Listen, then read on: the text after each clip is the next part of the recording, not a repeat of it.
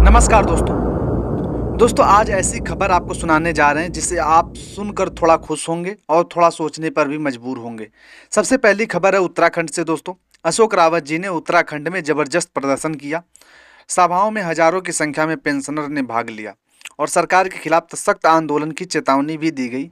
स्पष्ट रूप से कहा गया कि अगर सरकार ने हमारी मांगों पर जल्द फैसला नहीं लिया तो सरकार के खिलाफ और बड़ा आंदोलन छेड़ा जाएगा। वहीं दूसरी तरफ खबर यह है कि अशोक रावत जी ने सरकार को दो पत्र लिखे थे। एक पत्र माननीय श्रम मंत्री मनसुख मांडविया जी को और दूसरा पत्र राज्य मंत्री श्रीमती शोभा करंदलाजे जी को। इन पत्रों में लिखने का कारण यह था कि संसद में सरकार की तरफ से अलग अलग बयान दिए जा रहे थे। एक तरफ मंत्री जी कह रहे थे कि पेंशन का काम मिशन मोड में चल रहा है, दूसरी तरफ राज्य मंत्री बार बार एक ही तरह का जवाब दे रही थी, जिससे साफ लग रहा था कि पेंशन बढ़ोतरी का कोई इरादा नहीं है। अब इन दोनों पत्रों का जवाब दोस्तों आ चुका है। मैं वह जवाब वीडियो के साथ जोड़ दूंगा ताकि आप खुद जो है इसको पढ़ लीजिएगा। तीसरी और सबसे बड़ी खुशखबरी हाई पेंशन को लेकर है। जैसा कि पहले Kerala high court, Madras high court और कोलकाता हाई कोर्ट ने पेंशनरों के हक में फैसला सुनाया था, अब इलाहाबाद हाई कोर्ट की लखनऊ की बेंच ने भी बिल्कुल वैसा ही फैसला दिया है। कोर्ट ने ईपीएफओ को कड़ी फटकार लगाई है और कहा है कि अगर आपने अपनी पेंशन के आवेदन रद्द करना बंद नहीं किए और आवेदन दोबारा जो है वो स्वीकार नहीं किए तो आपके खिलाफ कंटेम्प्ट ऑफ कोर्ट को जो है लगाया जाएगा। आपको याद होगा कि जुलाई महीने में ईपीएफओ ने लगभग 99% आवेदन रद्द कर दिए थे।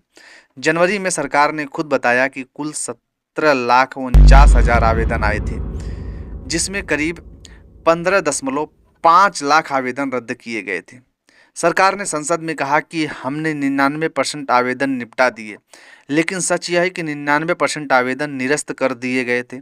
अब हाई कोर्ट ने साफ कहा है कि यह पेंशनरों के साथ नाइंसाफ़ी है और अगर सुप्रीम कोर्ट में अपील भी होती है तो 4 या 5 हाई कोर्ट एक जैसा फैसला को नज़रअंदाज करना आसान नहीं होगा सुप्रीम कोर्ट को।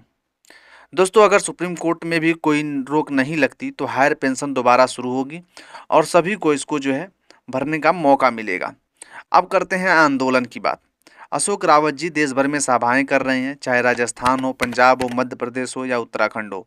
भीषण ठंड में भी बुजुर्ग अपनी संख्या में सड़कों पर उतर रहे हैं। ये इसलिए नहीं कि उन्हें शौक है, बल्कि इसलिए कि सरकार ने अपना वादा पूरा नहीं किया और ये वादा पूरा करवाने के लिए हमारे बुजुर्ग आज सड़क पर हैं। अशोक रावत जी ने साफ कहा है कि अगर सरकार जल्द फैसला नहीं करती तो एक बड़े राष्ट्रीय आंदोलन की रूपरेखा जो है वो तैयार की जाएगी। उन्होंने यह भी कहा कि जब से देश के बुजुर्ग सड़क पर उतरेंगे तो यह सिर्फ सरकार की नहीं बल्कि देश की छवि और मानवाधिकारों की भी लिए जो है सवाल बन जाएंगे। अब पत्रों के जवाब का सही सच्चाई। राज्य मंत्री श्रीमती शोभा करंदलाजे जी ने कहा है कि ईपीएफओ घाटे में है, पहले मूल्यांकन होगा, उसके बाद ही अपने पेंशन जो है बढ़ाने पर कोई फैसला होगा। वहीं मंत्री जी ने कहा है कि प्रस्ताव वित्त मंत्रालय और कैबिनेट के पास भेज दिया गया है, जब वहां से जवाब आएगा तभी कुछ जो है कहा जा सकता है। दोस्तों इन दोनों जवाबों से साफ है कि सरकार ने न तो हाँ कहा है और न ही ना कहा है। दोस्तों साफ हो ही नहीं पा रहा है कि सरकार कहना क्या चाहती है, बस गोल मोल जो है वो जवाब हमारे पेंशनरों को दिए जा रहे हैं। इसी कारण अशोक रावत जी देश भर में जागरूकता अभियान चला रहे हैं। कुछ लोग यह भी कह रहे थे कि अशोक रावत जी जो है बिक गए हैं, उन्हें अध्यक्ष पद से हटा दिया जाए।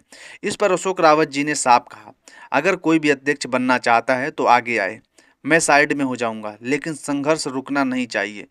दोस्तों आपस में फूट डालने से सिर्फ सरकार को फायदा होगा। अशोक रावत जी और उनकी टीम इस समय ईमानदारी से काम कर रही है, सरकार साथ नहीं दे रही है, तो हमें और ज़्यादा संगठित होकर संघर्ष करना होगा। लेकिन मैं फिर से अपील करना चाहूँगा कि कोई भी कमांडर अशोक रावत साहब के पीछे कोई कमेंट ना करे। दोस्तों हमें ये लड़ाई लड़नी है, हम लड़ाई लड़ रहे हैं, हमें आपस में नहीं लड़ना है, क्योंकि बिना बड़े आंदोलन के सरकार जो है कुछ भी देने वाली नहीं है। तो दोस्तों आपस में मत लड़िए, एक दूसरे पर जो है आरोप प्रत्यारोप नहीं लगाना है और इस संघर्ष को कमज़ोर नहीं करना है, हमें संघर्ष को मजबूत करना है। आप बताइए इस ठंड में कमांडर अशोक रावत साहब जो है राज्य दर राज्य भटक रहे हैं, लोगों को जोड़ने का काम कर रहे हैं, क्या छोटी बात है? उनका परिवार नहीं है, वो नहीं घर में बैठ करके देख सकते थे?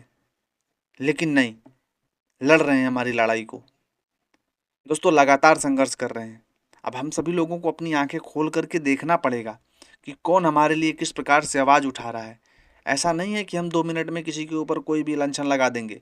ये बहुत ही गलत है। अगर जिन लोगों ने भी इसके ऊपर वीडियो बनाते हैं या जो लोग भी ऐसा कुछ करने की कोशिश करते हैं, दोस्तों ये सिर्फ भ्रमित करने वाला काम करते हैं। हमारी पेंशन जो नहीं बढ़ने देना चाहता वो इस प्रकार का काम करेगा। लगातार ईमानदारी के साथ हमारी पूरी एनएससी टीम जो है लगी हुई है। मैं बार बार अपनी टीम कहता हूँ, क्यों कहता हूँ? क्योंकि वो हमारे लिए लड़ रहे हैं, तो हमारी टीम है, वो हमारे लिए लगातार संघर्ष कर रहे हैं। ऐसा नहीं है कि वो खुद के लिए। अभी आप बताओ, जो लड़ाई हमने लड़ी थी, स्टार्ट करा था उन्होंने, उसमें से कितने ऐसे पेंशनर्स नहीं हैं? वो पेंशनर ने किसके लिए लड़ाई लड़ी? जिनको भी पेंशन मिलना स्टार्ट हो जाएगा आने वाले समय में, मेरा भी ईपीएस में जाता है, मुझे ही शायद ये लड़ाई नहीं लड़नी पड़ेगी अगर इन लोगों ने हमारी लड़ाई को लड़ा तो। हम सभी नवयुवक भाइयों से कहता हूँ कि सपोर्ट करना चाहिए मिनिमम पेंशन को लेकर के। लगातार जो संघर्ष चल रहा है उस चीज़ को देख करके। फिलहाल ईपीएस 95 पेंशनर, अब दोस्तों मैं आपको जहाँ पे भी मीटिंग होती है उसकी फ़ोटो वगैरह मैं भेजता रहता हूँ और व्हाट्सएप पे भी डालता हूँ, फेसबुक पे भी डालता हूँ। दोस्तों आप लोग देखते ही हैं, लगातार संघर्ष जारी है और आगे भी चलता रहेगा। जैसे कोई दोस्तों इस पे नया निर्णय आएगा या कुछ और एडिशन के माध्यम से किया जाएगा, तो दोस्तों वो जानकारी भी आप लोगों तक शेयर की जाएगी। फिलहाल ईपीएस 95 पेंशनर अपने संघर्ष से पीछे नहीं हट सकते, लगातार अपने संघर्ष को बढ़ाएंगे और भी तीखे सवाल सरकार से करने का काम किया जाएगा। चलिए दोस्तों, फिलहाल अगले वीडियो में कोई जानकारी नहीं आती तो मिलते हैं नए वीडियो में, तब तक के लिए थैंक यू।